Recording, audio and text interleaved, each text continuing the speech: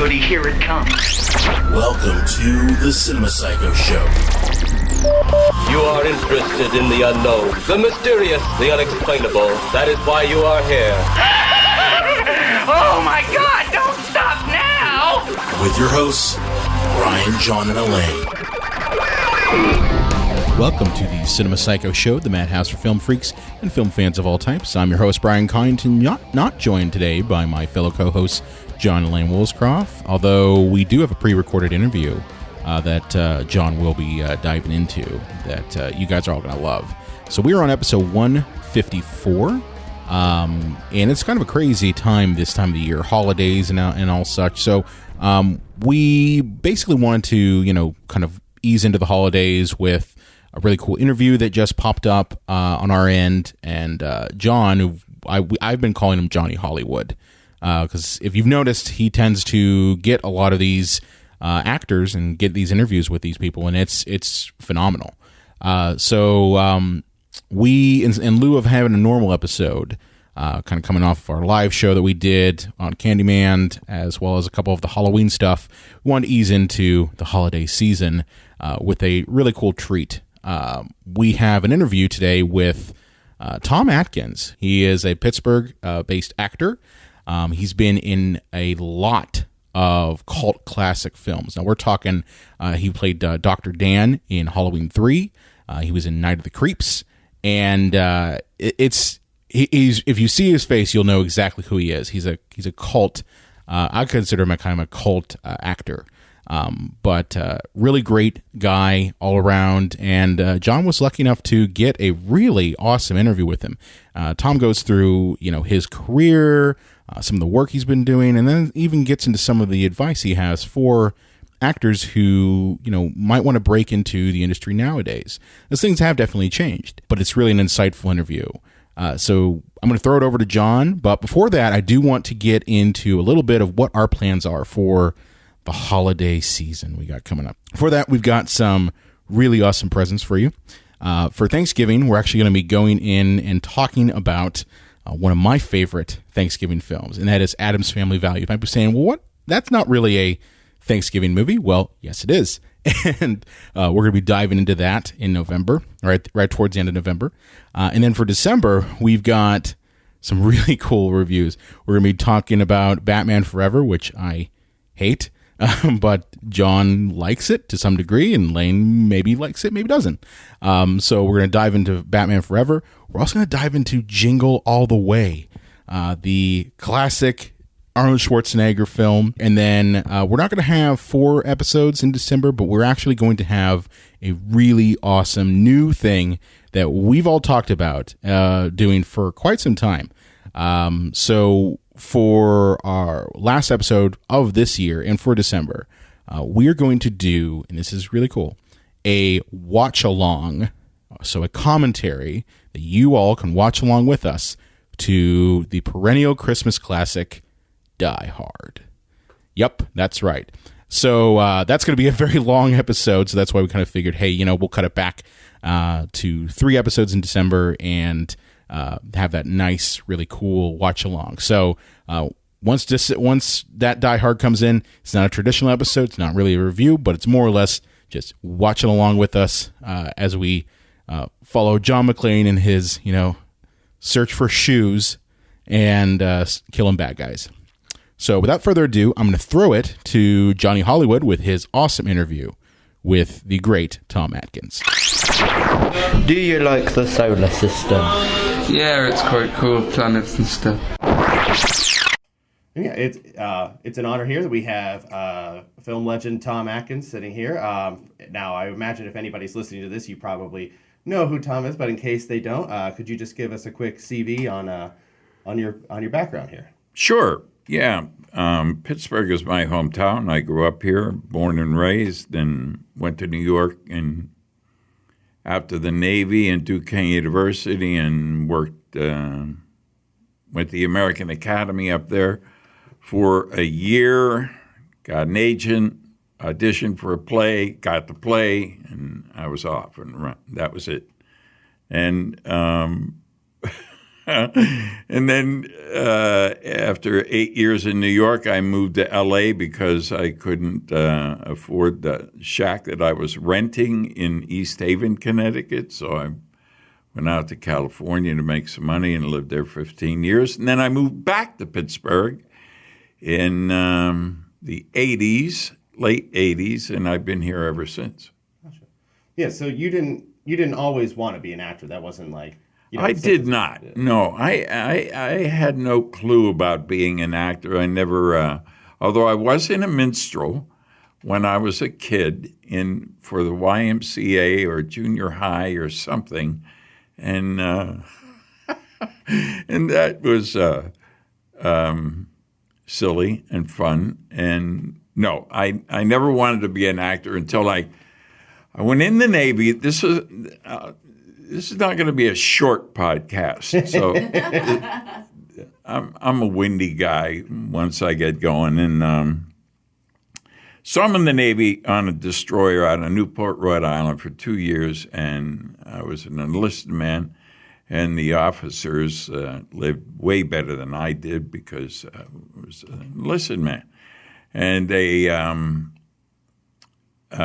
the executive officer near the end of my tour on the boat and Navy, he said, why don't you re-enlist? You're a terrific sailor. We'd love to have you.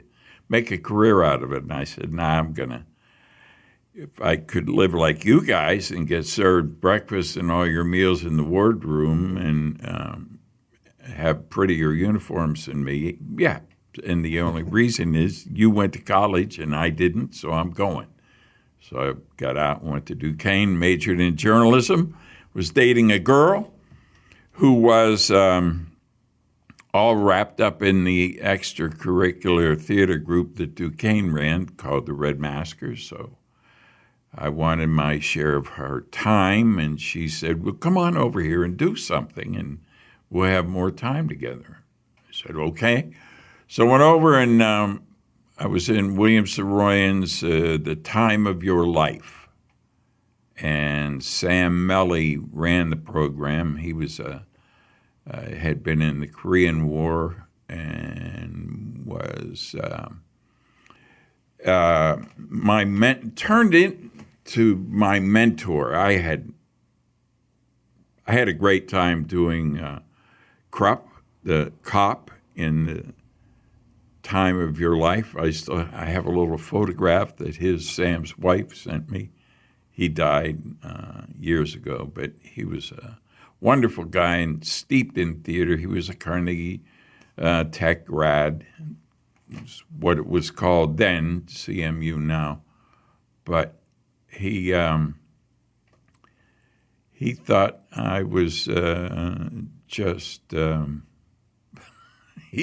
He said, you're good at this. You ought to. So I did Streetcar and Stanley and some Chekhov and Turgenev and some other things at the and a couple of more Saroyan things, and I really loved it and saw less and less of her, more and more of the theater, and I moved to New York when I got out. And never went to work at the paper, which I could have done, but I thought I'd give New York a shot, and it worked out. And your first film was with Frank Sinatra, is that right? Yeah, and that's a good story too. It was in 1967. I just got out of the academy, and I had an agent, and the agent said, "So they want to see you for this film, The Detective, with Frank Sinatra, and you have the sides." I did the scene that I was going to read, and she said, go to the Sherry Netherland Hotel. It's up on the east side. And meet the assistant. The assistant will take you into the director, Gordon Douglas, and you'll read, and you either get the part or you won't. I said, okay. And I went, met the guy in the hall, and he said, you're Tom Atkins? And I said, yeah. And I said, where is everybody? There wasn't anybody else there. And usually, 30 guys that look like me that are going to read for the same part or something. And he said, right this way, and took me in. There was Gordon Douglas, and chatted with him, talked with him a little bit, and then I said, so am I reading with you? And the assistant went back out in the hall, and Gordon said, no,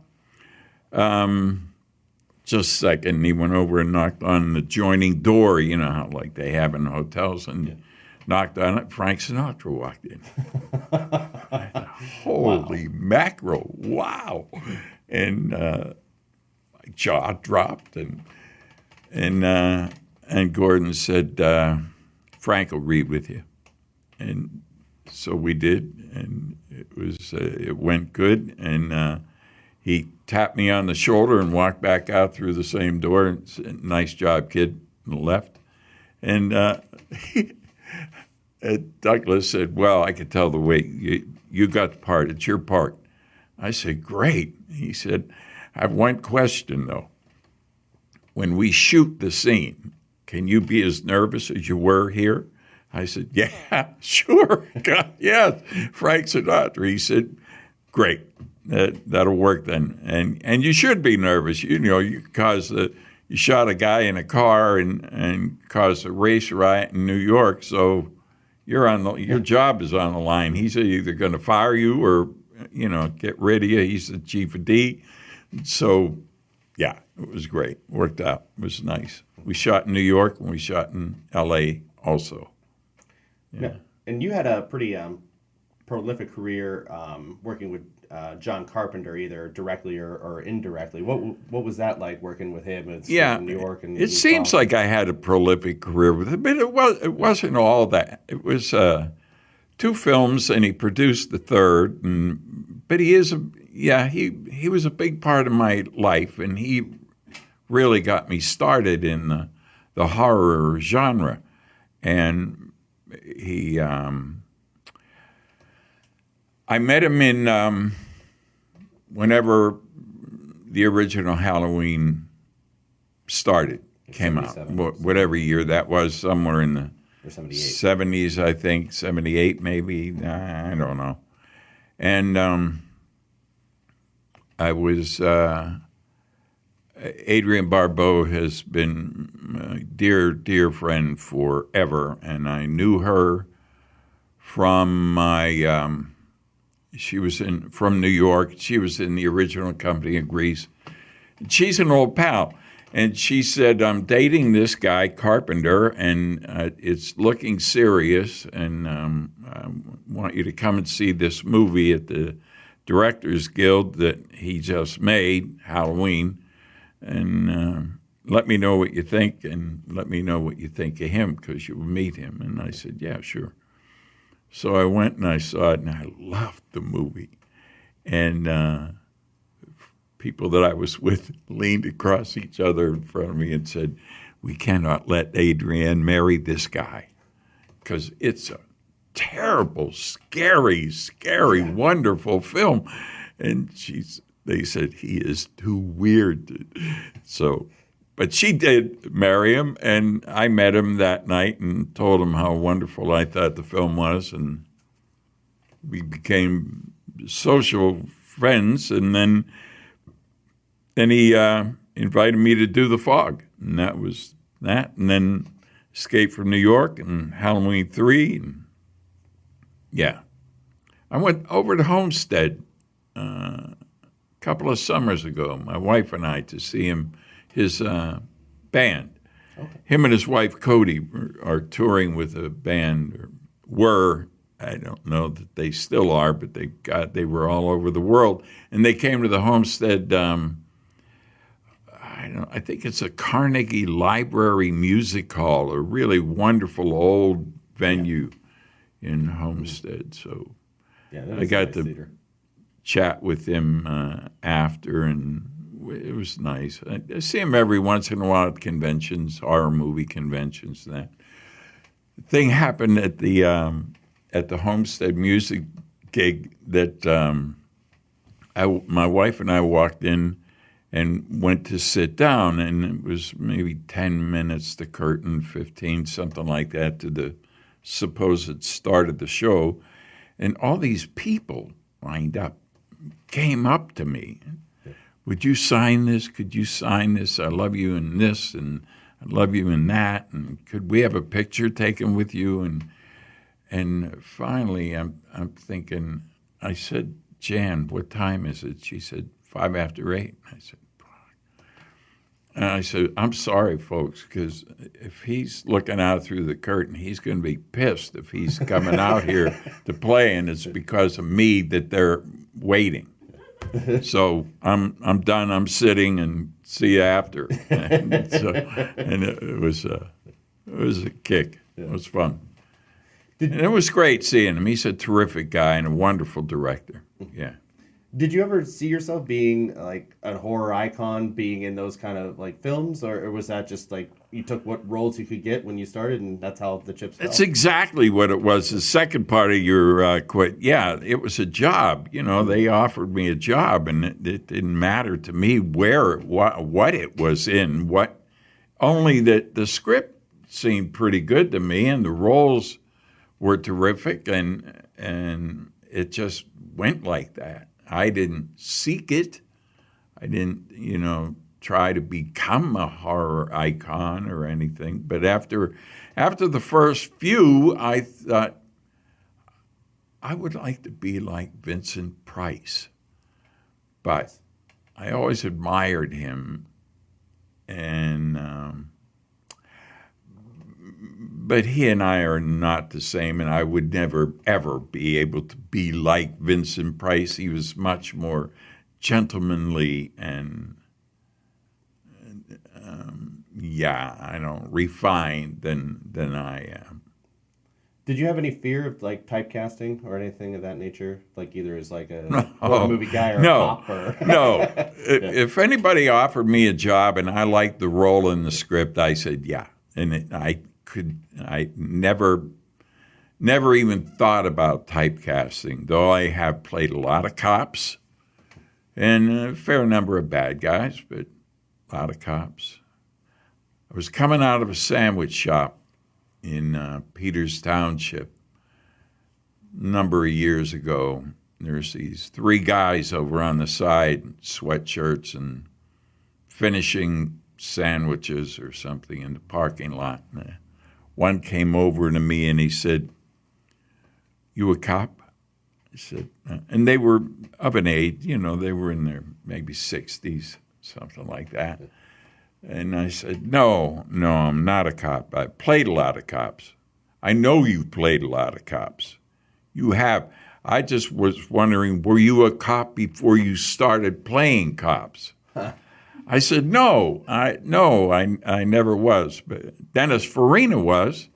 He was a legit Chicago cop before he became an actor. And he and I have worked together. But no, I was never a cop. He said, well, you play a cop. You could have been a cop. You're the best cop I've ever seen on TV and films and stuff. You do it really good. And they were all retired Allegheny County cops, detectives and stuff. Yeah. And do you have a single favorite performance of your own? Yeah, Night of the Creeps. I thought so. Yeah. Yeah, that's my fave. Yeah, we just had more fun doing that film than anything, and got to shoot in I think it was '85, and we were down at the USC campus, surrounded by all those young sorority girls and boys, and it was just a hoot. And driving my old Merc with skirts, 4 on the floor around the streets of North Hollywood, and I had all the good lines in the movie. Thrill Me, Well Spanky, Alfalfa, and I got good news, bad news. Good news is your dates are here. What's the bad news? They're dead. And they cut to the zombies coming up the lawn. Yeah, we just had a picnic doing that film. And I still see Fred Dekker every once in a while, same as John, at these horror movie conventions. And I never get to see them enough. I wish I could see them more, but I live here and they live there, L.A. And but I just saw Fred. We had a great time. I was out in L.A. The Egyptian. There's a thing called Beyond Fest, and the Egyptian is held at the Egyptian Theater, and they had a Tomathon on Sunday, October 6th, and it was a screening of 3 of my films, and I went over for a Q&A at the end of it. I think it started with The Fog, Halloween 3, Night of the Creeps. And I went over at the end of it for a Q&A. They put me up at the Roosevelt Hotel, and I get there, and they bring me up on stage, and the whole audience, there were 650, sold out. They all had these cutout masks of me from a scene in Night of the Creeps, where I'm sitting on the beach, in a dream sequence, in a white sport coat, prom coat, and a boutonniere and shades and a drink with an umbrella in it, in a half a coconut, and watching my girl sink into the water or something. And they all had them, and we took a picture of. Somebody took a picture of me with my back to the audience like that, and them all holding them up in their face, and it's terrific. I'll show you after. Yeah. I have it on my phone somewhere. Obviously. And then so I knew I was going out there for that, and Fred and I and a couple other pals went to dinner at Musso and Frank, and that old, wonderful old, iconic restaurant that was celebrating its 100th year anniversary. And it's in two scenes in Once Upon a Time in Hollywood, Tarantino's new movie. It's a great old joint.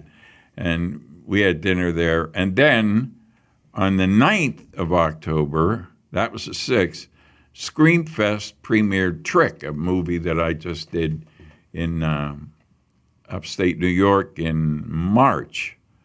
And so they kept me, the PR people from Trick kept me on at the Roosevelt through that, and Fred and his writing partner, Matt, came to that. Yeah, it's good. Great week in L.A. It was good fun. Now, obviously, I have a favorite, obviously. So this is a podcast. So you do? I'm pointing out, Halloween 3. Now, speaking of having a... very nice. I have my Thrill Me t-shirt on. Yeah. No, speaking of a good time on set and possibly a bad time, were the rumors true? Did you have walking pneumonia on the set of Halloween 3? Is that true? I didn't know why. I think I did. I'm not sure if I did, but I was just physically shot. And in fact, I saw it. I haven't seen it in a long time, but I saw it at the, I think at the fundraiser down at the Carnegie Science Center. They had a screening of it on the 4th of October. Big beginning of October for me. And I saw it and I thought, oh yeah, there I am with that damn, I got a handkerchief in my hand in the last chunk of the movie, or part of some of the last chunk of the movie, because I couldn't stop my nose from running. And you're in the middle of the scene. You can't, very well blow your nose if some guy is about to strangle it. So yeah, it was nuts. And the time that I had it, we were up north in that goofy little town of San Maria, I don't know what the name, Loma Linda, something, running around all the stuff of climbing ladders in and out of windows, up across roofs, up more ladders, down things, and running into, and I thought, oh my God, I'm going to die. I'm going to die. I'm going to die. But I didn't, and we got through it okay. And so when you were approached for this movie, did did you think, is it another one of those? Is it another Michael Myers movie, or did you know right off the bat it wasn't going to be? No, I knew right off the bat that it wasn't because Tommy Lee Wallace, who directed it, told me. He said, "We want you to do this. It's going to be different, and we might get a lot of flack because Michael Myers isn't in it." But he said, "Take a look at the script and tell me what you think." And I said, "Yeah, I'd love to do it. Hell yeah." I didn't care that Michael Myers wasn't in it. And it was John's intention to shoot a anthology of Halloween movies, make a different Halloween movie every year. But the money guys said, no, Michael Myers is making money and just keep making Michael Myers movies. This one is already, we've agreed that you can make this, so you can make this, but don't ever make another one without Michael Myers. And I think John kind of ended his active association with those after number 4. Yeah. I'm not sure, but I think. Yeah, and then obviously it kind of like, because people were expecting Michael to be in there, didn't do great at first, but it's become quite the cult phenomenon. And, it's my favorite of the Halloween series, actually.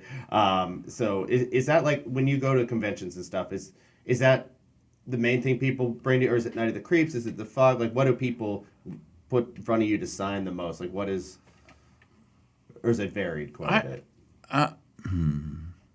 It used to be it used to be Night of the Creeps.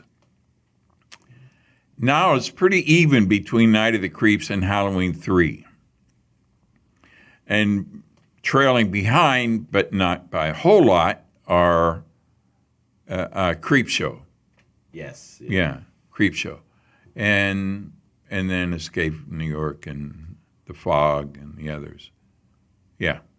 Speaking of Pittsburgh icons, what was that like working with George Romero on that?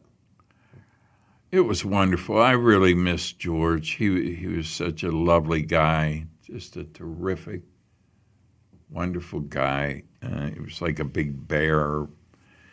And he loved to give hugs and get hugs, and it was really sad near the end. I saw him at the last convention he went to. It was in Detroit a few months before he died, and I gave him a hug, and it was like hugging a bag of bones, and it was so sad. And he was brave to the end, though. He was a great guy, and he was wonderful to work with.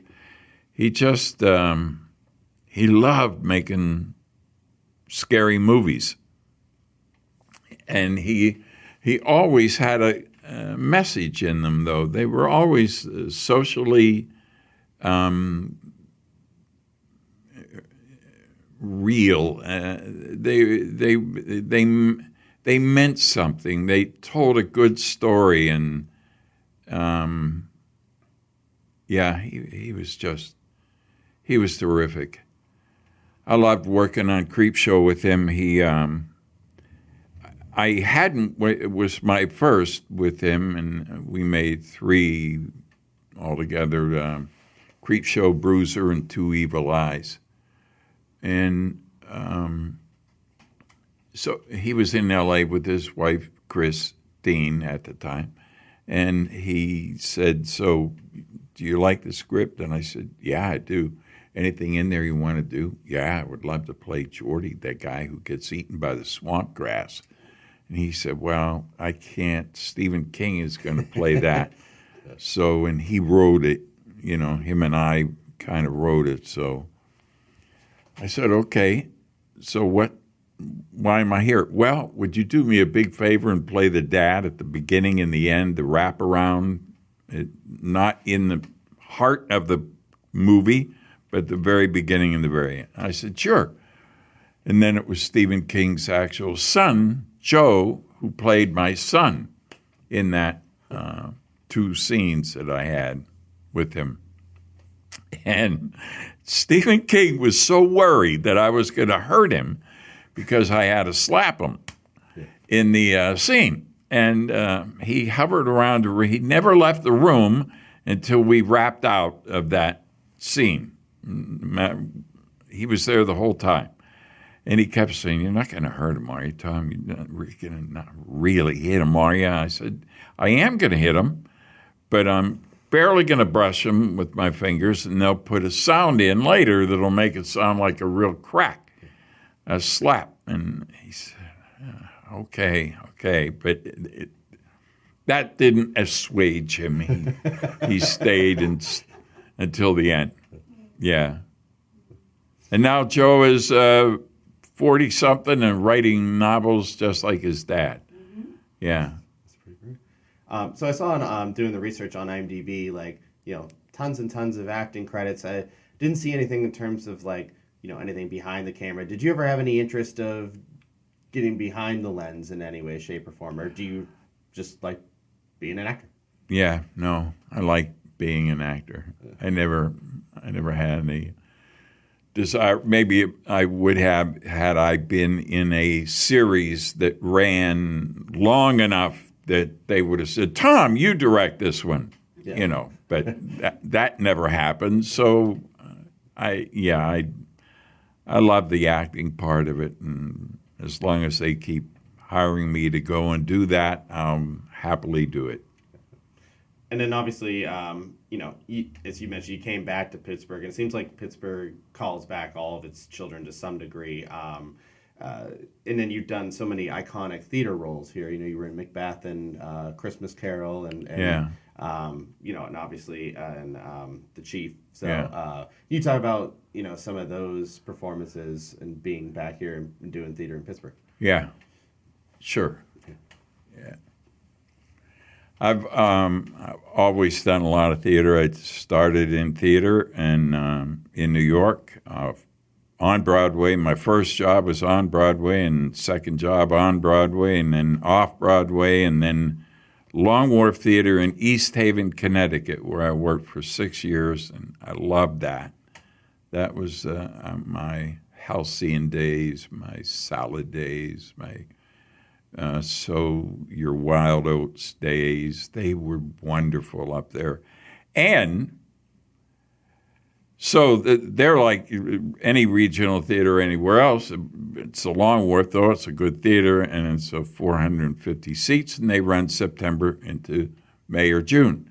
And then in the summer, I would go up to Williamstown, the very best summer theater in Christendom, with Blythe Danner and Ed Herman and Chris Reeve, and just a ton of wonderful actors, George Hearn, Emery Battis, a lot of Rita Moreno was up there. So, yeah, I'm steeped in theater. I love theater, and I went yesterday to get a haircut downtown, and ran into it's funny, Jack Hamm. Steeler, old Steeler. Wonderful guy. It's the second time now. I think I met him when I did The Chief early on, like the first year. A whole bunch of the older players came to opening night. He might have been there then. I'm not sure. I know he has seen it. And then I ran into him in a doctor's office not too long ago, maybe 6-7 months ago, something like that. And then I'm in the hair joint, and I get a haircut, and I'm going to get a pedicure. I'm sitting in the chair with my feet up, and she isn't there yet to do it. And he pokes around the corner. He says, "Tom, just wanted to say hi, Jack Hamm. How you doing?" He said, "I'm running into you all kind of places." I said, "Yeah." He's just a wonderful, wonderful guy, as all those old players are. Andy Russell and Wolfman, who does the broadcast on the radio, and Mean Joe Green, who isn't mean, who's the lovely, just wonderful, wonderful cast of characters. The new players I have not met, and they have not been... They did not come and see it, Mike Tomlin and them that I know of, and Jim Leland came and saw it. So I come out of the haircut joint, and I'm going back to get the tea to go to the South Hills Village to get my car. And there's a whole bunch of cops at the, it was late in the afternoon, and I guess now there's a presence of police because they have so much trouble with that Wood Street T-stop station. And there's a bunch of them on a corner. And the guy with the in charge, I don't know if he's a sergeant or lieutenant or what, but all uniform, and they, as I'm approaching, he says, "Hey, really good to see you, man. You're looking good. Look at that hair. Look at that hair," to his other guys. And he said, "You were the best Scrooge ever. Ever." He said, "I went there every year for about 20 years, and you were the best. Why are you not doing it?" He said, "I went a couple of years ago, and John Boy Walton was Scrooge. That ain't right. You were the best." And then he said, and you were terrific as a chief too, and so and a couple other of them had seen that, and so it was. I loved doing both of those plays. They were the treat of my life. Scrooge was great fun. I did it for 8 years, and the Chief was even more fun, and I did that for 10 years. And I miss them, and I haven't done either one since 6 years, maybe 5 or 6 years, and I'm sure they're not going to invite me back, and I don't think the lady who's running the public has any interest in bringing the Chief back, so that's a shame. I would do it in a minute if they invited me. But now, growing up here, was that a lot of extra pressure to be playing, Mr. Rooney? Having grown up here, yeah. No, I don't think so. When I first saw the script, I thought, oh my God, I'd never done a one-man show. It's an hour and a half of me. Nobody else up there, just telling stories. And I thought, God, are people really going to want to sit through that? I didn't.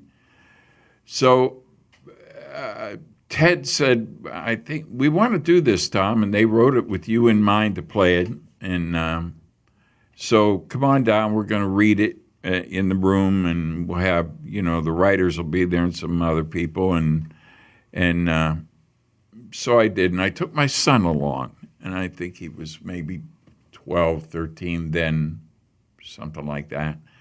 And at the end, and they were, there were a lot of laughs around the table, a lot of laughs. And I thought, I didn't know that was funny. I didn't know that was funny.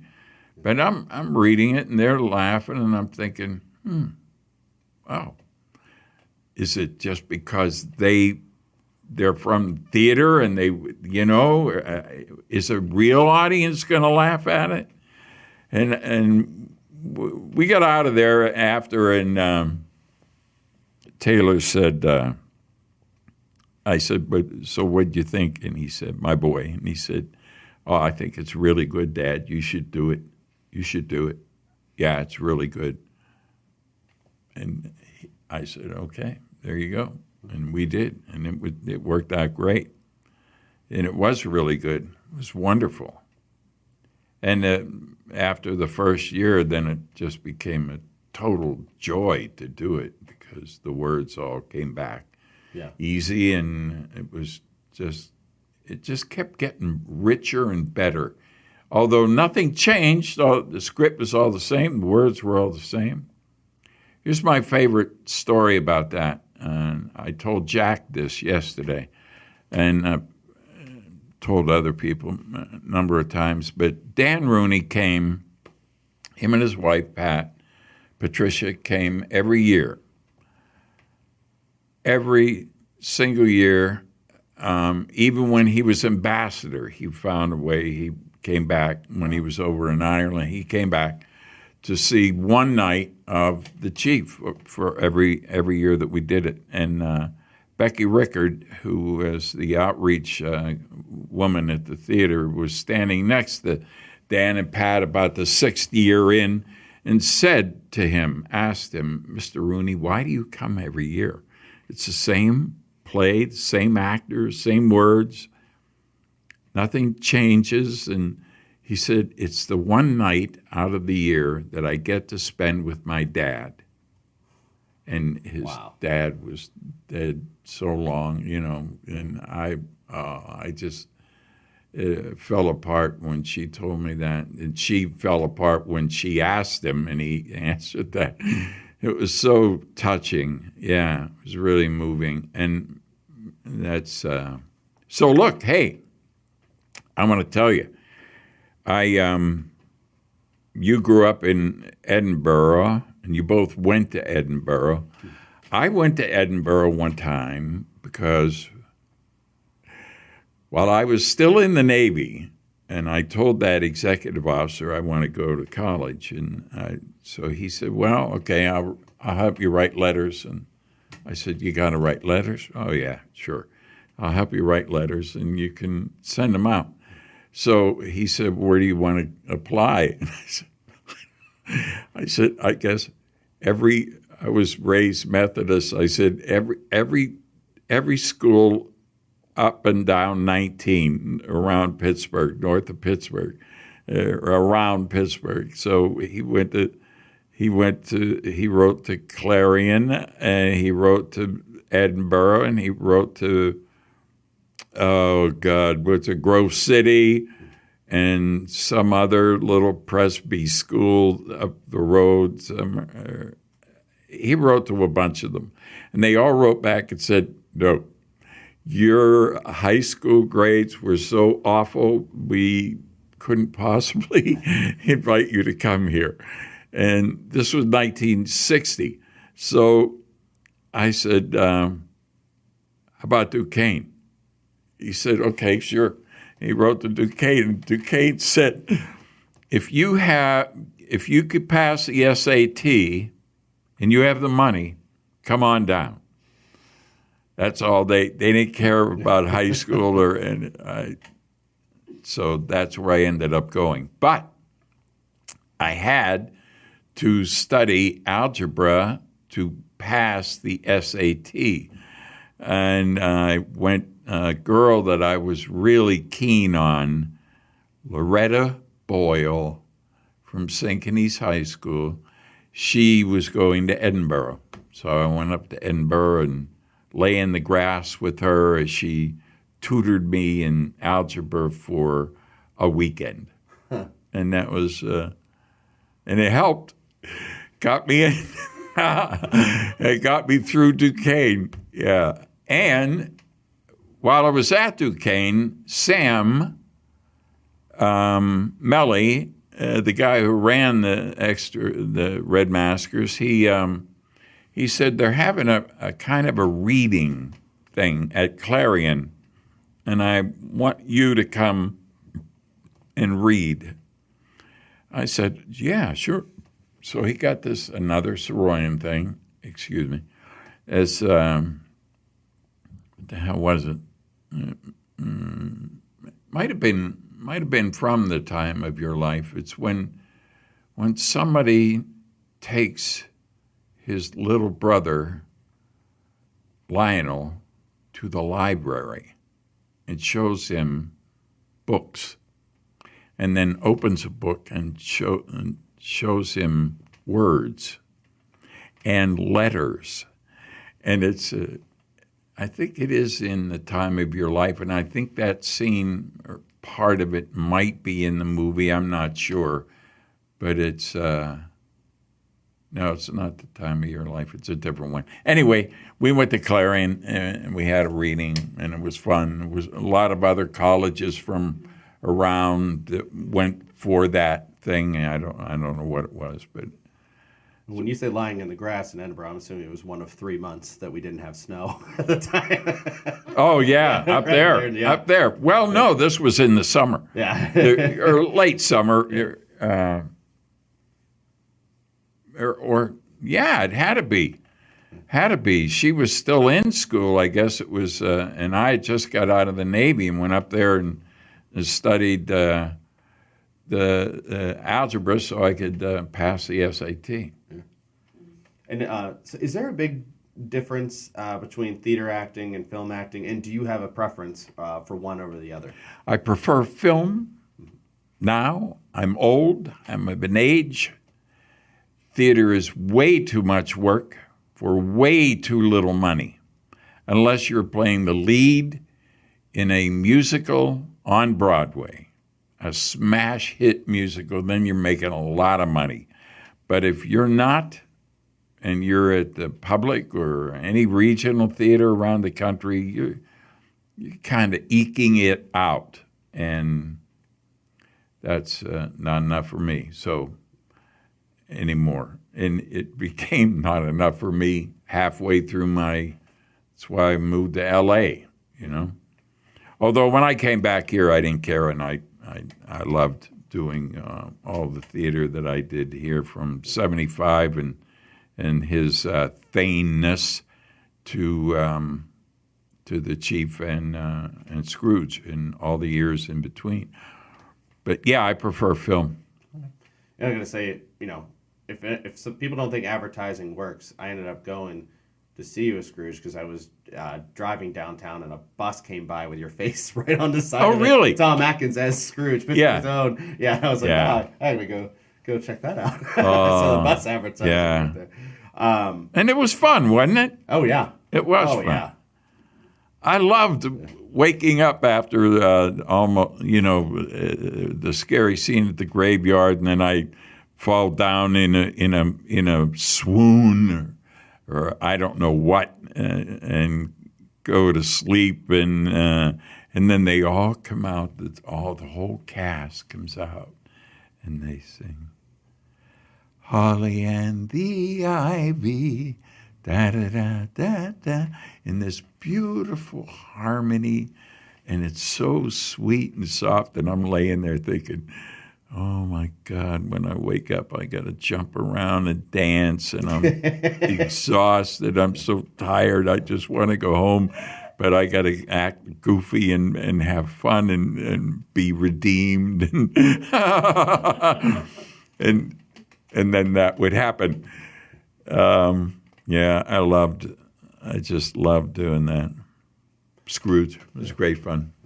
And is there a big difference between doing film acting as compared to theater, or is it? I don't. Well, sure, yeah, there is because when you're doing theater, you always have to be aware of doing the play for the person in the furthest away seat. And they have to hear you. I remember, oh my God, when I was going to the American Academy in the early days, in the late 66, 7, somewhere in there, going to the actor's studio and watching a rehearsal for something and thinking, oh, for Christ's sake, come on, people. I'm 15 feet away from you and I can't hear you. And I found it really... Anyway, to me, the least an audience deserves is to hear every word for the money they paid to come to the theater.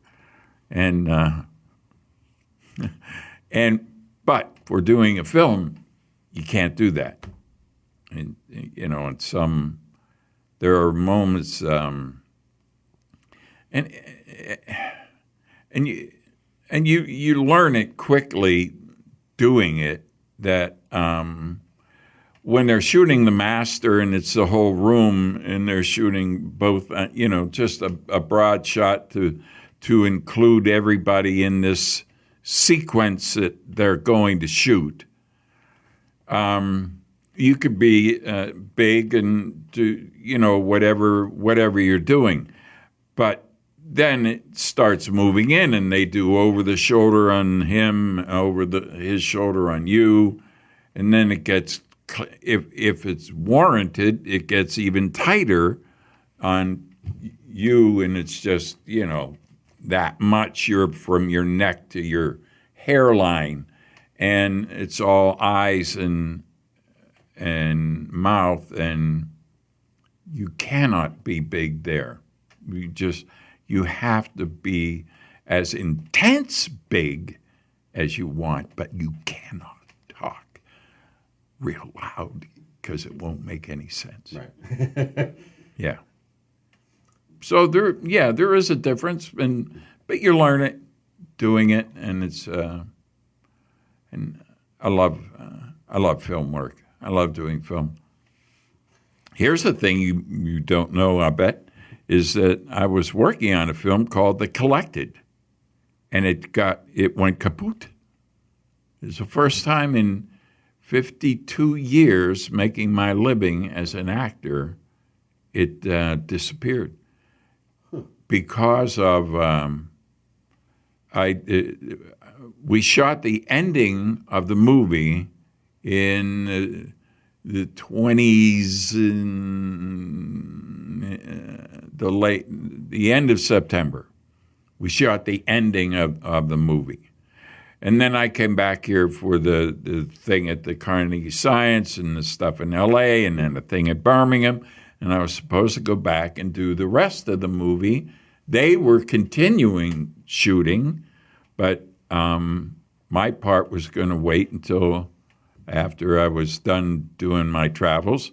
And I got word from my agent, don't go back to Atlanta, go home, and they'll tell you when, they'll fly you down when they're ready. But apparently someone didn't really have the legal chain of title to making the film and lied about it. And so SAG said, oh, you can't do that. No. You don't have the right to make that movie, so you don't have the right to have Tom or Josh or Peter Giles or these other Screen Actor Guild members be in that movie. So you are in default. You are in default, and that was that. That was the end of it. Oh, jeez. Yeah. I hope it can get back together. I liked it. It was a terrific story. Marcus Dunstan was a really good director, I thought. We had a blast shooting the end of it. Guys, get the paperwork filled out, get everything up and running so we can finish. Yeah, that's exactly what they were saying. Yeah, hope so. Do you have any advice for anybody looking to enter the film industry or enter acting? In today's day and age, do you have any what do you suggest? It was.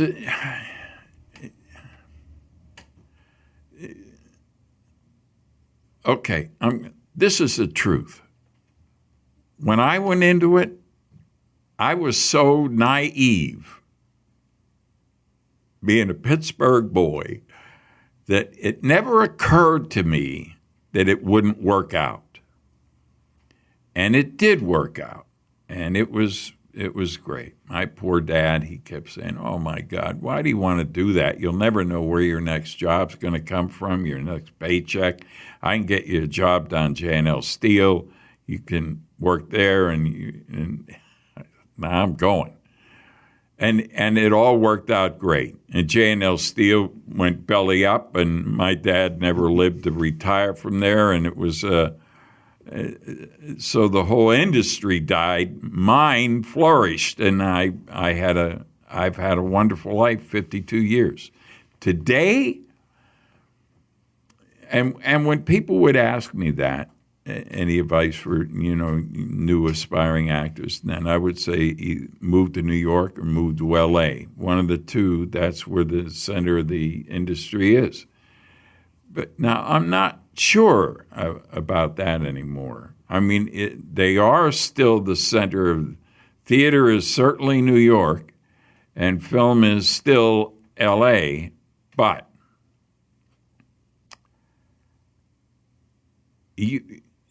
I think it is way more difficult, but possible, to make a living as an actor in Pittsburgh, or maybe Atlanta, or maybe Charlotte, North Carolina, where they shoot a lot of films and do some theater. And But I think you still have to go to New York or L.A., basically.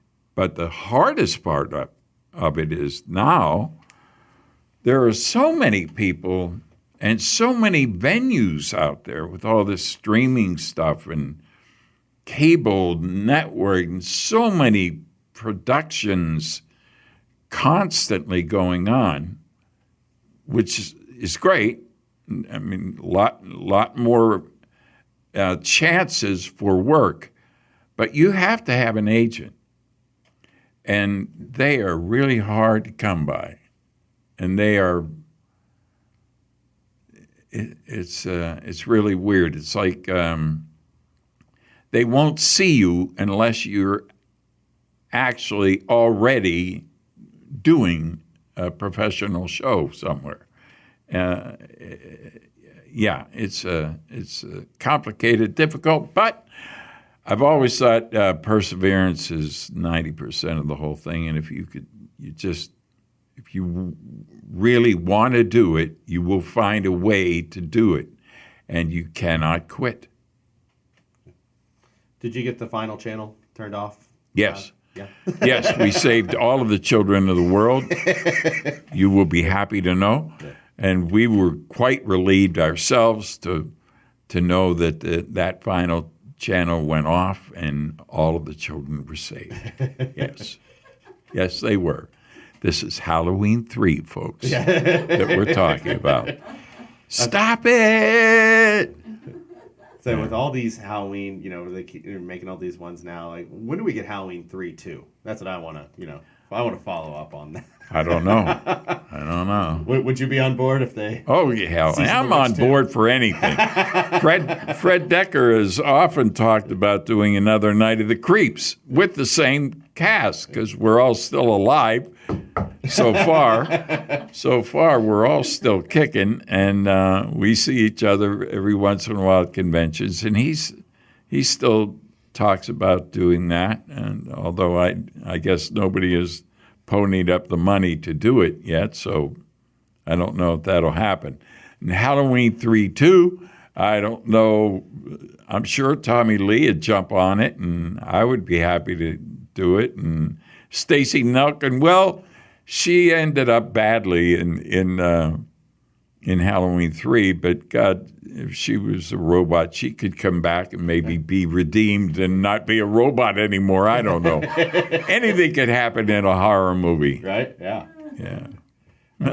Well, Tom, it's been more than an honor. I really appreciate you coming on here. It's not an honor. It's just an old actor. It's been a pleasure talking with you, John. Yeah. Thank you so much. Really nice. I appreciate your time. Thank you again to Tom Atkins for coming on to the show. It was a fantastic interview. Be sure to like us on Facebook, Twitter, Instagram at Psycho Show. You can also find us on the Epicast Network at epicastnetwork.com. If you have a favorite movie or question you want to throw away, you can contact us at cinemapsychoshow.com. Make sure to subscribe to us on Apple Podcasts and iTunes and catch our new episode next time.